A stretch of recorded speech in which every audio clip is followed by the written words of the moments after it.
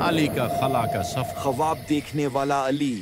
رات کا سکون، چمکتے ستارے اور چھت پر بیٹھا ایک چھوٹا سا خواب دیکھنے والا لڑکا علی۔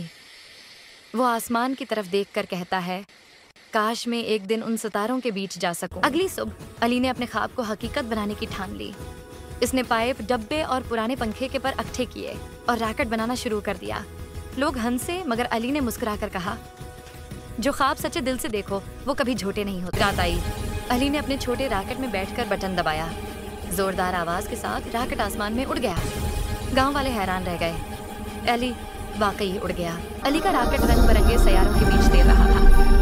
ایک پیارا روبوٹ ہاتھ ہلا کر کہتا ہے، خوش آمدید علی، تم بہادر انسان ہو جو یہاں آئے۔ علی حیرت سے مسکرایا، کتنی خوبصورت دنیا ہے۔ ایک نیلے سیارے پر علی کی ملاقات ایک عجیب مگر پیاری مخلوق زوروں سے ہوئی۔ 3 آنکھوں والی وہ مخلوق بولی، ہم تم سے نہیں ڈرتے علی، ہم تمہاری ہمت کی قدر کرتے ہیں۔ علی نے ہاتھ بڑھایا، زوروں نے دوستی قبول کی۔